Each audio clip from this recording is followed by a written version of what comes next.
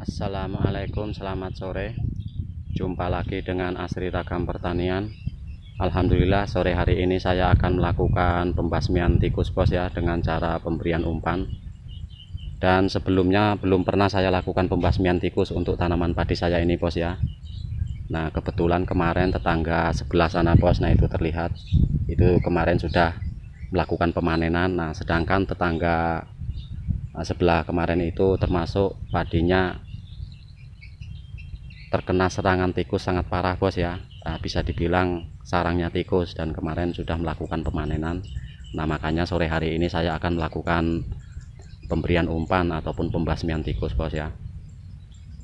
Nah sedangkan umpan yang saya gunakan ada dua jenis umpan bos ya, dan caranya pun berbeda-beda. Nah soalnya yang satu nanti untuk pemberian umpan di tanggul ataupun tepi jalan sini bos ya, tepi-tepi sawah bos, khusus di tepi sawah sini. Nah yang jenis satunya lagi khusus untuk di pematang sawah sini bos. Nah pematang sini bos, di area persawahan. Nah saya bedakan karena nanti takutnya umpan yang satunya justru akan mengundang. Ya memang dia membunuh, tapi sifatnya kalau umpannya sudah habis, nah sisanya itu dia nanti akan mengundang bos ya. Makanya saya bedakan. Nah sedangkan untuk di area persawahan ataupun galengan kami bilang bos, ataupun pematang sawah menggunakan umpan yang satunya lagi bos ya. Nah oke bos, untuk umpan yang saya gunakan, nah ini ada beras bos. Yang pertama ya, ini untuk yang ditanggul bos ya. Nah beras sudah saya beri racun tikus bos. Nah seperti ini bos, saya masukkan dalam botol bekas air minum ini bos. Nah untuk racun yang saya gunakan Konvin Plus bos ya, berbahan aktif seng fosfida 80%. Nah beras ini nanti bukan hanya beras saja bos yang digunakan, nanti kita tutup dengan sekam padi ini bos ya. Kita tutup sekam padi. Nah ini untuk yang di tanggul bos. Nah soalnya kalau sifatnya kita menggunakan merang ini bos ataupun sekam ini, nah untuk pemberian umpannya kan hanya sedikit bos ya, terus kita tutup menggunakan sekam ini. Nah setelah nanti umpannya habis ataupun dimakan tikus 1-2, nah tikus yang makan 1-2 itu kan memang mati bos. Namun yang berikutnya datang, dia menghampiri sekam ini bos. Nah sedangkan si beras atau racunnya ini sudah tidak ada. Nah ujung-ujungnya dia kalau ditaruh di pematang atau di area persawahan, ujung-ujungnya dia turun bos. Nah turun ke sawah ini bos, ke padi-padi. Nah dia malah akan mengundang sifatnya ini bos ya. Namun kalau ditaruh di tanggul sini tidak apa-apa bos. Nah nanti kan mengundang pun dia kan mengundangnya keluar bos ya, dia tidak di area persawahan. Nah untuk yang di pematang atau di area persawahan, di pematang sawah, nah ini saya gunakan padi bos. Nah ini padi sudah saya rebus dulu bos ya, sudah saya beri racun tikus juga bos ya. Nah ini seperti ini bos. Nah tujuannya kita rebus agar dia terbuka bos. Nah terbuka seperti itu bos. Nah kalau ini terbuka kan racun nanti dia meresap, dan terkena hujan pun tidak luntur racunnya bos ya.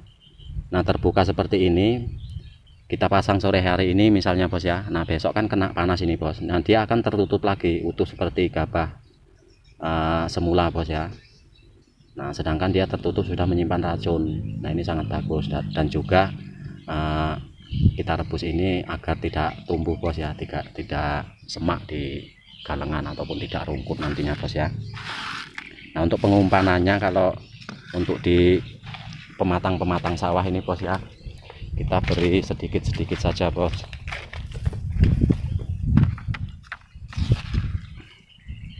Nah kita beri sekitar segini saja bos ya. Nah untuk jaraknya ya sekitar 4-5 meter bos ya.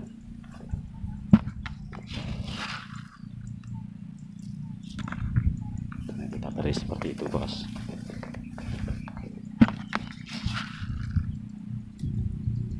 Nah ini nanti semua kita kasih bos ya, sampai selesai bos, setiap pematang sana bos ya, di area persawahan. Nah sedangkan untuk pemberian umpan yang menggunakan sekam dan beras bos, nah seperti ini bos.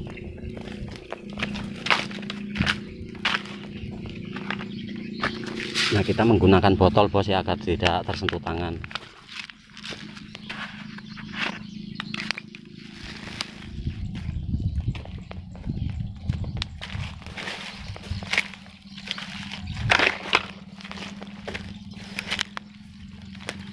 Nah, ini kan terlihat ada lubang tikus ini bos ya. Nah, ini terlihat ada lubang tikus. Kita beri sekamnya bos, lalu kita beri ininya bos ya,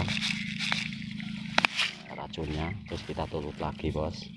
Nah, ini semua nanti kita beri juga bos ya, kita cari lubang-lubangnya, kita beri umpan dengan sekam ini.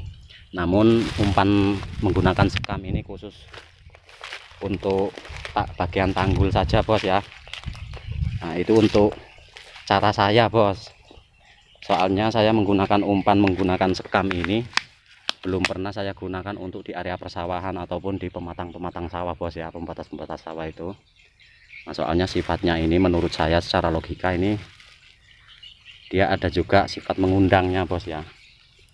Soalnya nanti umpan kalau sudah habis dia meninggalkan sekam.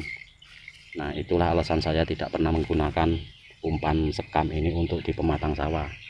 Nah, untuk di pematang sawah saya gunakan padi yang saya rebus bos. Walaupun dia meninggalkan sekam, namun kan tidak sebanyak kita menggunakan umpan sekam dan beras bos. Nah, sedangkan untuk ciri-ciri tikus bos, setiap musimnya dia pasti akan berbeda untuk umpannya bos. Nah, soalnya kenapa? Di pas waktu musim tanam mungkin. Nah, tikus itu juga memiliki musim.